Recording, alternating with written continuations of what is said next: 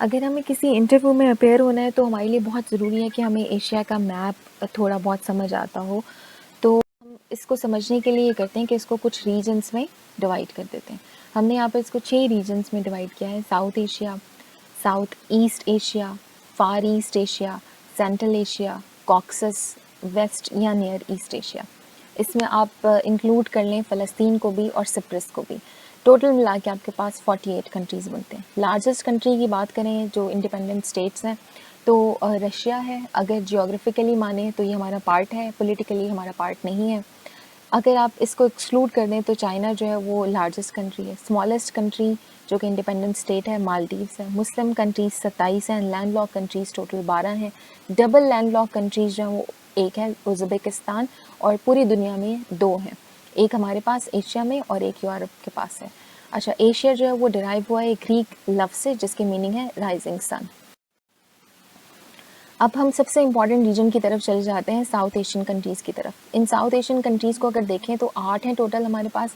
पहली है अफ़गानिस्तान, फिर पाकिस्तान, फिर इंडिया है, फिर नेपाल है, भूटान है, बांग्लादेश है, श्रीलंका है और मालदीव्स है। इसमें से अफ़गानिस्तान को बाज़ दफ़ा इसमें शामिल किया जाता है इस रीजन में और बाज़ दफ़ा नहीं किया जाता। हम इसको शामिल रखेंगे अपनी आसानी के लिए, क्योंकि अगर हम इसको शामिल रखते हैं तो हमारे लिए सार्क कंट्रीज़ को याद करना आसान हो जाता है। ये कंट्रीज़ जो आपको यहाँ इस स्लाइड में दिख रही हैं, यही सारी कंट्रीज़ सार्क का हिस्सा हैं। इसमें एक कंट्री आपको दिख रही है नेपाल। इसके झंडे की खासियत ये है कि ये रेक्टेंगुलर नहीं है, ये रिवायती झंडों की तरह रेक्टेंगुलर नहीं है। आपको इसके अंदर 2 ट्रायंगल शेप्स दिख रही होंगी, तो ये इसकी खासियत है इसके झंडे की। आगे चले जाते हैं। एक तंजीम है हमारे पास जिसको हम उर्दू में कहते हैं जनूबी एशियाई इलाकाई ताउन की तंजीम।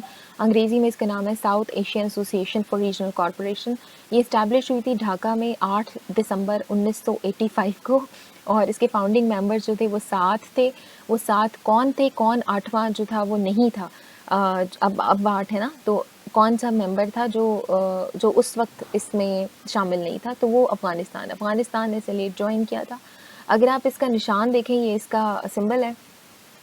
तो अगर आप इसको इस लोगो को देखें तो यहाँ पर आपको 2 हाथ दिखाई दे रहे हैं और इसके अंदर 7 फाख्ताएँ हैं। तो ये जो फाख्ताएँ हैं रिप्रेजेंट कर रही हैं 7 member nation seeking peace. Objective क्या है? To promote peace, stability and progress in the region. इसका जो हेडक्वार्टर है वो काठमांडू में। ये 85 के अंदर ये तंजीम बनी थी और 1987 के अंदर जो है वो इसका हेडक्वार्टर काठमांडू जो है वो डिक्लेयर हुआ था। ठीक है, आगे चले जाते हैं। हमारे पास अगला रीजन है साउथ ईस्ट एशियन कंट्रीज़ की तरफ आ जाते हैं। इसको 2 जोन्स में डिवाइड किया गया है। एक जो जोन है वो मेनलैंड जोन है, दूसरा जो है वो मैरीटाइम जोन है। मेनलैंड जोन में जो कंट्रीज़ आती हैं वो है Myanmar, Laos, Thailand, Vietnam, Cambodia. ये 5 कंट्रीज़ आ गई और बाकी 6 कंट्रीज़ जो हैं वो मैरीटाइम जोन के अंदर आ रही हैं। इसमें आ रहा है Malaysia, Brunei, Singapore, Indonesia, east Timor और फिलीपाइंस। तो ये सारी कंट्रीज़ जो हैं वो हमारे पास आती हैं मैरीटाइम जोन के अंदर। ठीक है, ये कब थी दोबारा देख लें। 1967 में बनी थी और 1992 में AFTA एक एग्रीमेंट साइन किया था इन कंट्रीज़ ने, और ये साइन किया था 28 जनवरी 1992 को सिंगापुर के अंदर। और ये बेसिकली 6 मेंबर कंट्रीज़ ने साइन किया था। वो 6 कौन थी? 5 तो फाउंडिंग मेंबर्स थे आसियान के, और एक जो नया शामिल हुआ था ब्रुनाई पहला था। फाउंडिंग मेंबर्स के बाद जो पहला मेंबर इसमें शामिल हुआ था वो ब्रुनाई था। तो टोटल 6 कंट्रीज़ थी जिन्होंने जो है वो ये एग्रीमेंट साइन किया था, और इन्होंने कोशिश की थी इस एग्रीमेंट के ज़रिए कि जो साउथ ईस्ट एशियन रीजन है उसको जो है वो ट्रेड के लिए इसमें लोकल ट्रेड को सपोर्ट करने के लिए काम किया जाए, और इसको जो है वो फ्री ट्रेड एरिया जो है वो बनाया जाए। तो ये इस किस्म की कुछ इनकी एग्रीमेंट। अच्छा, आगे चले जाते हैं। फिर एक बैंकॉक ट्रीटी है, वेरी इंपॉर्टेंट। 15 दिसंबर 1995 को आसियान मेंबर्स ने ये साइन की थी, और ये इसका मकसद क्या था कि ये बनाना चाहते हैं साउथ ईस्ट एशियन रीजन को as a region free of nuclear and other weapons of mass destruction. यानी कोई भी मास डिस्ट्रक्शन का कोई भी वेपन यहाँ पर नहीं होना चाहिए। इस ट्रीटी को बैंकॉक ट्रीटी भी कहते हैं, वेरी इंपॉर्टेंट, बहुत ज़्यादा ज़रूरी है। और आगे चले जाते हैं। अगला रीजन, अभी तक आपने 2 रीजन पढ़े हैं। एक रीजन आपने पढ़ा है साउथ एशिया का, दूसरा आपने पढ़ा है साउथ ईस्ट एशियन नेशंस का, और अब तीसरा रीजन है हमारे पास सेंट्रल एशियन रिपब्लिक्स। इनको कार्स भी कहते हैं। कार नहीं कहिएगा, कार्स कहिएगा, ठीक है। कार एक अलग चीज़ है। हमारे पास मैप के अंदर आप अगर आगे मैप्स हम देखते हैं तो उनमें एक और चीज़ है। खैर बहरहाल कार्स की बात अगर हम कर लें तो सेंट्रल एशियन रिपब्लिक्स हैं। टोटल कंट्रीज़ 5 हैं, आपको यहाँ मैप के अंदर दिख रही हैं। इसमें कज़ाकिस्तान है, उज़्बेकिस्तान है, तुर्कमेनिस्तान है, किर्गिज़स्तान है और ताजिकिस्तान है।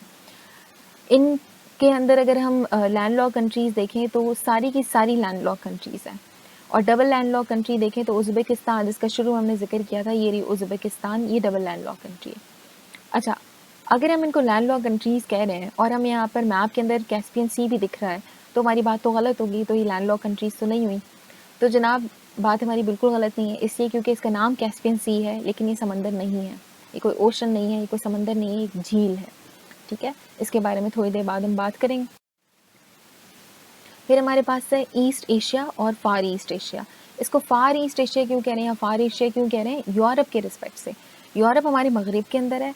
अब यूरोप को जो कंट्रीज़ करीब पड़ती हैं वो उनको नियर एशिया कहता है, जो उसको दूर पड़ती हैं वो उनको फार एशिया कहता है। तो जो China, Mongolia, north Korea, south Korea, Japan और ताइवान, ये जो हिस्सा है, ये सारा हिस्सा इसको दूर पड़ता है।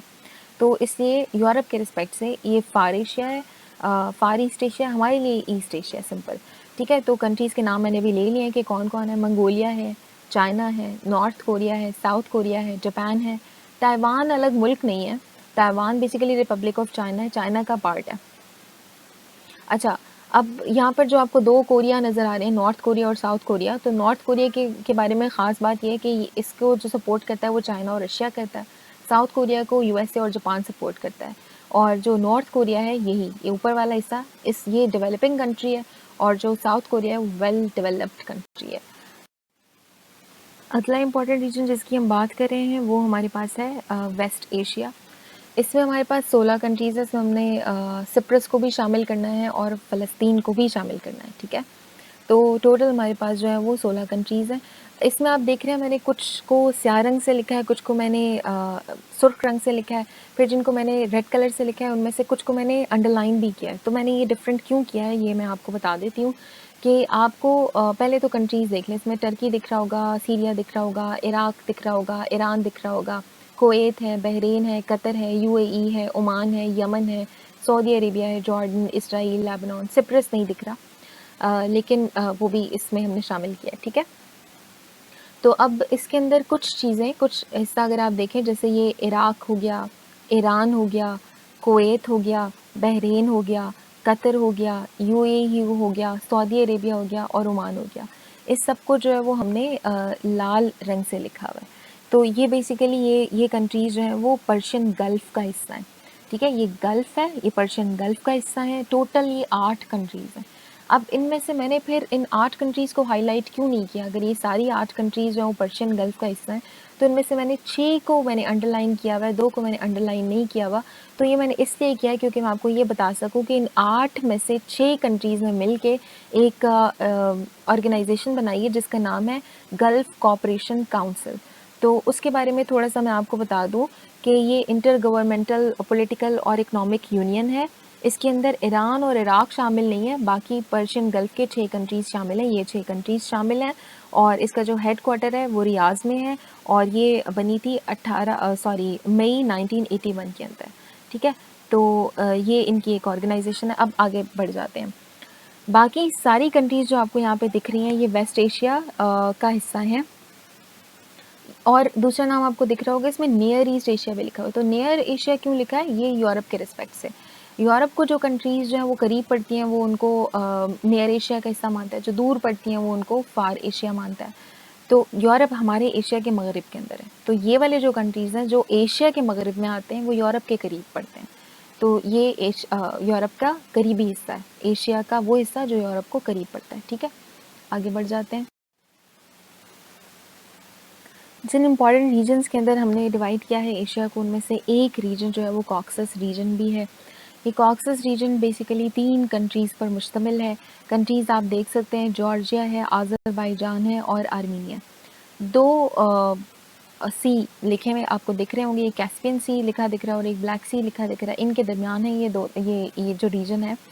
लेकिन जब आप देखते हैं कि लैंड लॉक कंट्रीज़ मैंने कितनी कंट्रीज़ के आगे लिखा हुआ है, तो जॉर्जिया के आगे नहीं लिखा हुआ, लेकिन आर्मीनिया के आगे भी लैंड लॉक कंट्री है, अज़रबैजान के अंदर भी लैंड लॉक कंट्री है। ठीक है, आर्मीनिया तो आपको दिख रहा होगा कि लैंड लॉक कंट्री है। अज़रबैजान के साथ में हमने क्यों लिखा लैंड लॉक कंट्री है, जबकि इधर कैस्पियन सी आपको दिख रहा है? तो उसका जवाब मैं पहले भी दे चुकी थी कि कैस्पियन सी समंदर नहीं है, ये एक झील है। हाँ, जॉर्जिया के साथ लैंड लॉक कंट्री इसलिए नहीं लिखा क्योंकि उसका जो बॉर्डर है वो ब्लैक सी के साथ मिलता है। ठीक है, तो ये लैंड लॉक कंट्री बिल्कुल भी नहीं है। तो टोटल कंट्रीज़ 3 हो गई, इनमें लैंड लॉक कंट्रीज़ 2 हो गई। Georgia is not a land lock country in Caucasus में से। ठीक है, अच्छा आगे आ जाएँ। कैस्पियन सी की बात कर लें दोबारा से, तो कैस्पियन सी एक झील है, लार्जेस्ट लेक है इन द वर्ल्ड, लेकिन इसका जो पानी है वो नमकीन है और ये बहुत बड़ी है और ये लोकेटेड है बिटवीन 2 कॉन्टिनेंट्स, कौन से? एशिया और यूरोप। फिर आगे हम आ जाते हैं जनाब, समरी देख लेते हैं अपनी इस पूरी जो हमारी वीडियो थी उसकी समरी देख लेते हैं। टोटल साउथ एशियन कंट्रीज़ जो है वो 8 हैं। इन साउथ एशियन कंट्रीज़ में से जो मुस्लिम कंट्रीज़ हैं, सॉरी, जो लैंड लॉक कंट्रीज़ हैं वो अफ़गानिस्तान, नेपाल और भूटान। और मुस्लिम कंट्रीज़ की बात कर लें तो अफ़गानिस्तान, पाकिस्तान, बांग्लादेश और मालदीव्स। ठीक है, फिर साउथ ईस्ट एशिया की बात कर लें तो टोटल 11 कंट्रीज़ थी, जिसको अगर आपको याद हो तो हमने 2 जोन्स में तोड़ा था। इनमें से जो लैंड लॉक कंट्री थी वो सिर्फ एक थी इनके पास, वो लाओस थी। और मुस्लिम कंट्रीज़ की बात कर लें तो 3 है, मलेशिया, इंडोनेशिया और ब्रुनाई। ठीक है, फिर फार ईस्ट एशिया की बात कर लें, जिनमें आपने देखा था चाइना था, मंगोलिया था, साउथ कोरिया, नॉर्थ कोरिया और जापान। तो इनमें अगर बात कर लें तो जो लैंड लॉक कंट्री थी वो सिर्फ एक थी, मंगोलिया, और इसमें मुस्लिम कंट्री इनके पास कोई नहीं है। फिर सेंट्रल एशिया की बात कर लें, जिनको हम कार्स कह रहे थे, तो ये टोटल 5 थे और ये 5 के 5 मुस्लिम कंट्रीज़ थे और ये 5 के 5 लैंड लॉक कंट्रीज़ हैं। कॉक्सस की बात कर लें तो 3 थे, आर्मीनिया, अज़रबैजान और एक और थी। अब उनमें से जो 2 थी, आर्मीनिया और अज़रबैजान, ये लैंड लॉक कंट्री थी, एक नहीं थी लैंड लॉक कंट्री। और इनमें मुस्लिम कंट्री की बात कर लें तो अज़रबैजान जो है वो मुस्लिम कंट्री है। वेस्ट एशिया की बात कर लें तो 16 कंट्रीज़ थी, इनके अंदर लैंड लॉक कंट्री कोई भी नहीं थी। आपने देखा था पर्शियन गल्फ़ का हिस्सा था ये, तो यहाँ पे कोई लैंड लॉक कंट्री नहीं थी। और अगर इनकी मुस्लिम कंट्रीज़ की बात कर लें तो इसराइल और सिप्रस के अलावा जो बाकी 16 में से 14 कंट्रीज़ हैं वो हमारे पास मुस्लिम कंट्रीज़ हैं। अब अगर हम इन सब का सम कर लें तो ये टोटल बन जाता है 27, जैसा हमने स्लाइड के शुरू में कहा था, वीडियो के शुरू में कहा था कि 27 मुस्लिम कंट्रीज़ हैं एशिया के पास। लैंड लॉक कंट्रीज़ की बात कर लें तो मैंने कहा था 12 लैंड लॉक कंट्रीज़ हैं। अब अगर आप इन सबको काउंट कर लें तो टोटल आपके पास 12 आ जाता है। फिर हमने कहा था टोटल इस रीजन को हमने, पूरे एशिया को हमने 6 रीजन्स में डिवाइड किया है और उन 6 रीजन्स के अंदर टोटल 48 कंट्रीज़ हैं। आप ये सारी चीज़ें अगर काउंट कर लें तो आपके पास टोटल 48 कंट्रीज़ बनती हैं। एक आखिरी स्लाइड है मेरे पास डेड सी के हवाले से। तो डेड सी जो है वो एक इम्पॉर्टेंट समंदर है। ये मौजूद है इसराइल और जॉर्डन के दरमियान। ये भी एक लेक है नमकीन पानी की, और इसका पानी बहुत ज़्यादा नमकीन है, आम जो समंदर हैं उनसे कहीं ज़्यादा। तो बस ये कुछ इम्पॉर्टेंट चीज़ें थी जिनका कि आपको मालूम होना चाहिए एशिया के मैप के हवाले से। Good luck, thank you so much, अल्लाह हाफ़िज़।